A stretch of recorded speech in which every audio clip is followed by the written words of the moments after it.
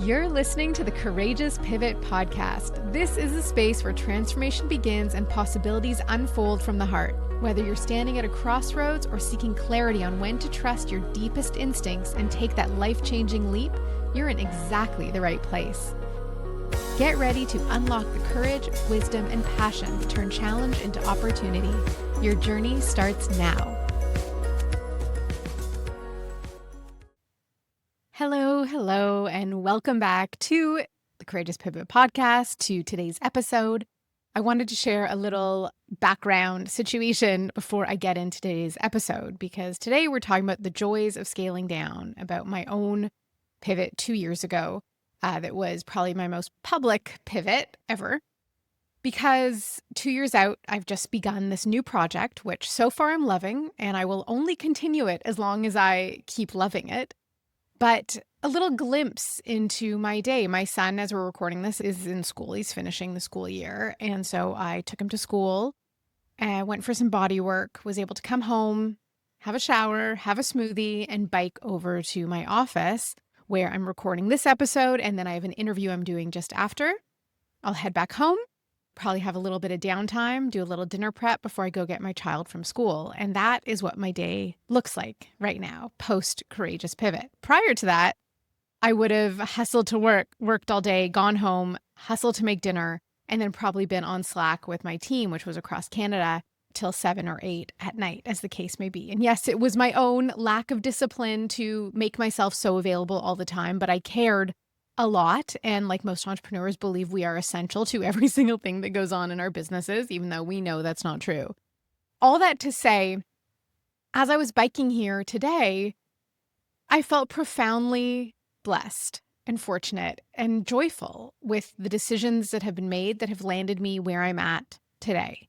And that is a beautiful thing to be. And though at times these kinds of decisions can feel very selfish, I'm of the belief and, dare I say, knowing that when we live in a way that we are in the full expression of who we are, and we're able to live at a frequency, which is science, of joy and love and gratitude, it actually is deeply beneficial for all those who surround us, not just our family members, but those who enter the 6 to 10 foot ethereal field that we radiate from. And it's just something to keep in mind when you think that doing something that brings you joy is a selfish choice, because it's far from that. I know that when each of us is doing that which resonates deeply with our hearts, it has profound benefit on all those who surround us. And what is good for each of us individually, like truly good, not the virtuous signaling kind of good in quotes, but truly what is in our own personal best interest from the heart is in the best interests of the greater true good and grateful and wonderful. So let's dive into the official script of today's episode. Again, I'll welcome you back to the Courageous Pivot. As you likely know already, this is a podcast about making bold, heart-led changes in work, life, and everything in between. And often it's in the in-between that creates the most joy, benefit, blessings in our life. In this episode, I'm going to be opening up about my most recent courageous pivot, the unconventional decision, at least in the world of modern-day entrepreneurship, to scale down my business. I didn't fully walk away, but it is much smaller than what it was. I chose to do less. So I want to take you behind the scenes of what it really looked like to choose to do less, to choose to slow down, to not sell the business or any components of it, to not hire a CEO to run it, to just effectively quit. Even when everything was working, even when it didn't make, quote, business sense to do it or financial sense, and even when it meant daring to do it all entirely differently. In the last episode, I talked about the whispers of change, those moments, the subtle and quiet ones, where something inside you starts to shift. It's not a crash, it's not a crisis, and it doesn't have to be dramatic. Most often, it's just a whisper. And if you're not paying attention, you might miss it the first time, maybe even the 10th time. But if you're really listening and brave enough to venture into the unknown of a courageous pivot, it might just change everything. And I know this can sound scary, and I'm going to dive deeper into this one little thing, but I want you to keep in mind here, it's scary because you only know what you're losing, what you're letting go of. You know what is in this moment, but you can never, ever, ever truly understand and know what is on the other side of that courageous pivot. That is the unknown. That is where, pardon the cliche, but that's where the magic is. So I want to talk about my moment of awakening, which is what this process is as it relates to my most recent and most public courageous pivot. I call it an awakening, as many of our guests also do when I speak to them, because it's this knowing that you cannot explain, but also can no longer ignore. It's an awakening because it has the power to unsettle so much of what you build your life and identity around. It undoes a whole lifetime of beliefs in some instances. For me, there were lots of whispers that are so clear looking back, and then there was the definite moment when I knew. Not because anything was wrong, but because ultimately I had transformed beyond what I could continue to resist. So let me rewind a little. Many of you know and have been along this journey of my business, which started, in the public, it was in 2008, but maybe it was even earlier than that with my own health journey, with a blog called The Healthy Cookie. There's been a lot of iterations of what ultimately I came to be offering. So for nearly 2 decades, I poured everything I had into building a business that was aligned with my purpose, which ultimately was to help empower people to take ownership of their health and in doing so, transform the trajectory of their life. I wanted to share this because I had done it after one of my first great courageous pivots when I decided to give up my corporate career in advertising and go back to school to study nutrition. And even at the age of 26 or 27, when I began to question what was and what wasn't working in my life and made the decision, even back then, I felt the identity crisis kick in. I'd been to fashion school, I worked in advertising. Was I now going to wear Birkenstocks and make my own granola and start fermenting stuff? Yes, I was. And I loved it more than I thought possible. At that time, the shift into what I was at 28, first coming into alignment with myself for the first time in my life, felt like the very first exhale after holding my breath for so long. Where I'd spent all of school trying to fit in with people who ultimately were not lifelong friends and whom never accepted who I had never accepted who I was, I felt free. Free to be exactly as I was and who I was at that point in my life. I was riding my bicycle covered in flowers, which I still do, wearing Technicolor clothes, which I still do, and putting up boundaries that served to protect my health and well-being. I was happy, I was excited, I was confident, and I was driven to do something big. It felt absolutely right. I started teaching cooking classes in a tiny loft kitchen in downtown Toronto, the same room I'm sitting in right now recording this. I had one table, one stove, one vision, to show people that food could be joyful, simple, empowering. And that healing was possible through simple, everyday choices or choosing differently. And that's where it all began. In those early days, I was recovering from my own health challenges. I'd been diagnosed with Crohn's disease in my mid-20s and told there was nothing I could do beyond medication and surgery. But I believed there was something I could do. I made changes. I learned, I experimented, and ultimately I healed. That experience of reclaiming my health lit a fire in me. It led to the creation of the Undiet and later the Undiet Cookbook, both national bestsellers. My approach was always about joy, not restriction, about simplicity, not perfection, about making healthy living something people actually wanted to do. And people responded. The books resonated, the blog grew, the workshops expanded. Eventually, what began as a handful of in-person cooking classes evolved into the Academy of Culinary Nutrition, a fully online cooking school with a certification program that would go on to train thousands of students in over 80 countries around the world.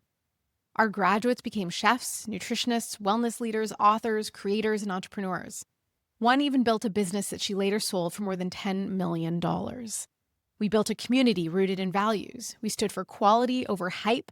I grew my company slowly and intentionally, and I grew it globally. I was running a successful business with a dream team, a loyal community, and an international reach. I had a happy home, a beautiful little boy, and a lot of freedom to create and work how and when I wanted.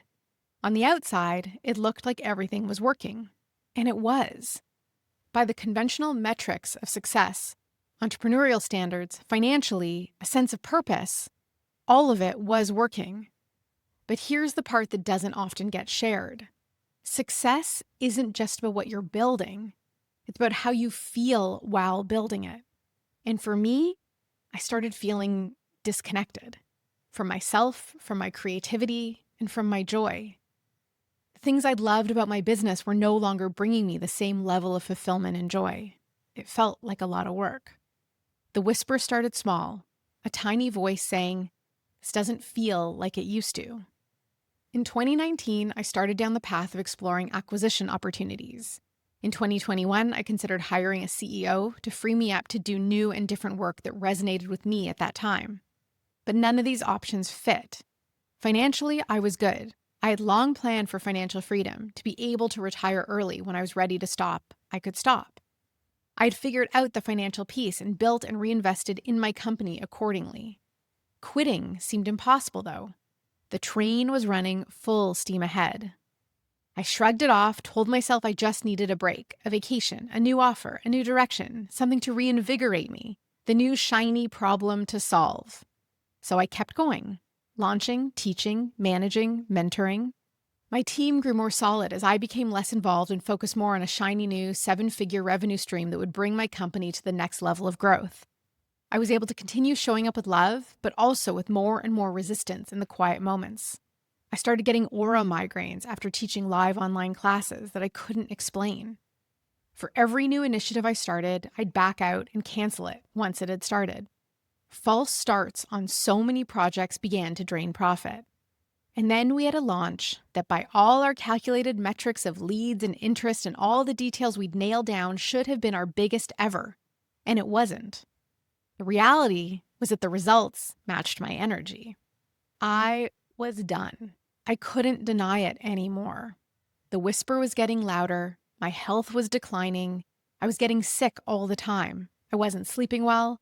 I wasn't making time to work out or for downtime. I was protecting my energy at the cost of my family, spending weekends trying to get my household chores done and to rest, and weeknights just trying to make it through dinner, being present with my child, but also with one eye on Slack to keep supporting my team that extended across the country. The question landed hard. What if I stopped? Not shut everything down, not walk away from the mission or the values or the impact, but what if I allowed myself to actually just pause? At first, the idea terrified me. Because when your name is the brand, and the brand is a thriving global school, what happens to your identity when you step back? Who are you when you're not constantly producing, launching, and leading? And yet, at some point, it became harder not to listen to the whisper. One day, about 2 weeks after this disappointing launch, 2 weeks of me telling my team not to worry, we'll get through this, we'll pivot our plans, it's going to be great, which I believed, by the way. Well, I was in the bath, I had a head cold, and it dropped in for me. No longer a whisper, but a cold, hard truth. A clarity that I couldn't avoid anymore. And it was this: I don't want to do this anymore, and I can't keep pretending to be who I was when I started this. This was no longer my dream. I no longer had the same enthusiasm, passion, limitless energy, and creativity to keep going and going and going. The job I was doing for my company as CEO, holding that red pen, doing the revisions, the reviews, and the meetings, it wasn't fulfilling. It was hard, it was trudging, it was boring most of the time. I missed the black pen of creation. I missed the pace I used to work at. I missed the sparks of creativity to write about and create whatever landed in my heart, and to do so in that moment, without a lengthy list of more pressing tasks that would bottleneck if I didn't get to them. Ultimately, though, there was no way I could put on a vintage dress and tap dance while making a smoothie. The world had changed, I had changed, and I needed more. I needed something different. I needed a deep rest, a pause, and ultimately, most of all, I needed more of less. It was hard, like really, really hard. I don't like letting people down. I'm a perfectionist. I like to be liked. That day, one by one, I had to break the news to my team that we weren't running the program that year, and without it, there was no money to keep the company running as it had been. I had to lay off my entire team. I had to refund all the students that had registered. The refunds totaled more than $250,000. You'd think that might have been the hardest part, but it wasn't. It was the price to be free right away. Not in a year. It accelerated the expansive freedom that I was craving. It was the best $250,000 I had ever spent. It took time to accept that I was allowed to want something different. Not because I was burned out or broken, but because I was evolving, because I was different. I had spent so long helping others find the courage to take control of their lives, their health, their path. And now it was time for me to do the same. Again. This wasn't about quitting. It was about pivoting. It was about redefining what success looked like for me at this stage of my life. It was about trusting myself enough to believe that I didn't need to keep going just because I could. So I scaled back.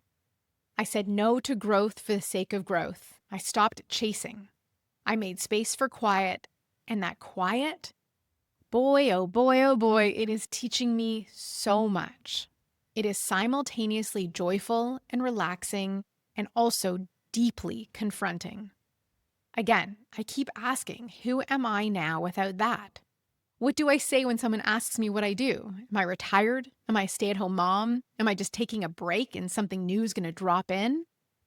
I believe I remain in the pivot as opposed to being on the other side of it. I'm learning things, or trying to, like that I don't have to constantly be doing things, producing, productive in order to be valuable. That I don't need to explain or justify a pivot that's rooted simply in my own integrity. That I'm still a teacher, a creator, a leader of sorts, even when I'm resting.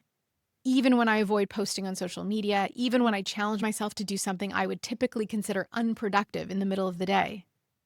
Even creating this new podcast was a thing I wrestled with. How do I create something new and not have it take over? Not have to maximize every initiative associated with it? How do I keep it something that feels small and meaningful and joyful?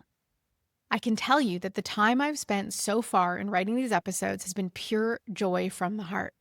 I lose track of time, I am in flow, I'm in coherence with my heart, and that is how I know that this is right. Accepting that these metrics are enough for me to consider it a success remain my ongoing challenge. My pivot, as it relates to scaling down my business, taught me that success is not a destination. It's a feeling.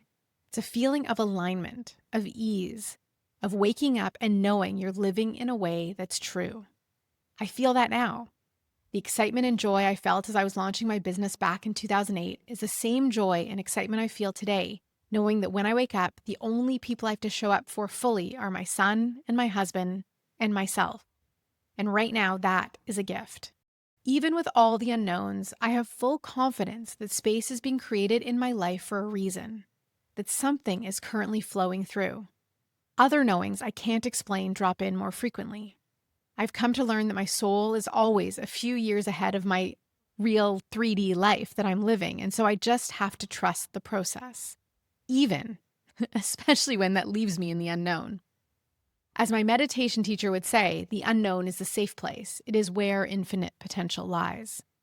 If you're hearing the whisper, if you feel the nudge to slow down, shift gears, or just stop and listen, this is your invitation to do so. You don't have to have all the answers. You don't need a 5-year plan. You just need to trust that your inner knowing won't steer you wrong, even if it takes you somewhere you never expected. Even if it takes you out of what you know, what's comfortable for you, and even if it takes you into a pause. There is so much joy there, I promise. Just as soon as you break out of the anxiety of realizing in the moment you might be doing nothing. Because in that nothing is truly, truly where that magic is. Next, I want to share one simple strategy to help you on that path of listening and gaining confidence in that inner voice. Because courage doesn't always look like a bold leap.